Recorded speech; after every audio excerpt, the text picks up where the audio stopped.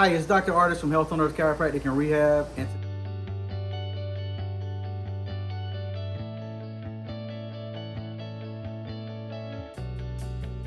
today I want to talk about overconsumption of caffeine. It's becoming a pandemic in the United States.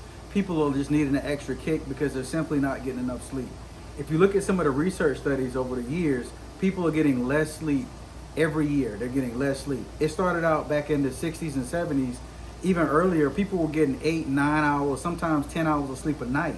And now you look at 2022, people are getting not even half that. They're getting 4 and 5 hours of sleep. That's a chronic pattern I see with a lot of my patients. And the other chronic pattern I see with a lot of my patients is the overconsumption of caffeine.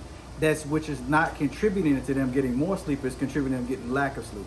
Now, what you might not know, and I want to make you aware of, with drinking too much caffeine can actually cause your blood pressure to go up. So if you already have blood pressure and you're looking to put more caffeine in it, it's going to tighten everything up with that caffeine. It's going to increase your blood pressure even more. The other thing it can do is it can cause you to become dehydrated. When you're dehydrated, there's no way that your muscles are going to heal properly. Like when people come in my office and they have muscles that are damaged, one of the things they do is they're drinking caffeine and they're cramping and different things like that. They may be a little dehydrated, and that can cause them not to heal properly. And then last but not leastly is one of the things that I hit home a lot is that people are getting lack of sleep. Some of the biggest accidents in the world happen because people just didn't get enough sleep.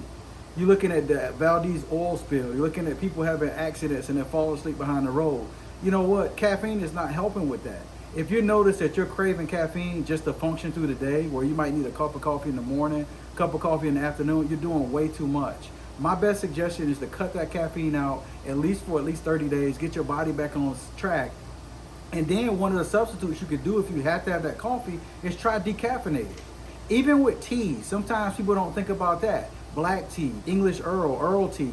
You got all these different kinds, green teas. They have caffeine in it as well, so you will cut that out as well. And maybe drink a decaffeinated tea.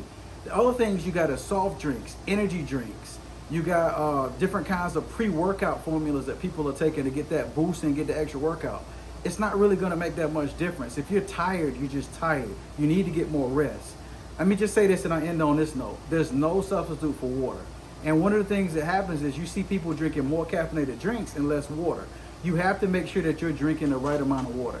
And hardly anybody I meet as far as patients comes in does. There's very few people that do, but a lot of majority of them don't. What that rule of thumb is for water is you want to drink half your body weight in ounces of water. Half your body weight in ounces of water. So if I weigh 180 pounds, I need to drink 90 ounces of water a day to make sure that I'm adequately hydrated. Now, if I'm in some kind of endurance athlete or some kind of things, I need to actually drink more water because I'm going to sweat it out. And then if you're somebody smaller, you would drink less water if you know you're going to be doing this things. Now, there's also medications that can be caffeinated too that can actually cause things. And so I won't get into that. That'll be another video. But one of the things that I want to say is that please slow down on the caffeine. If you got questions, contact me. Call my office for a consult. We'll be happy to get you in. Thank you. I'll see you next time.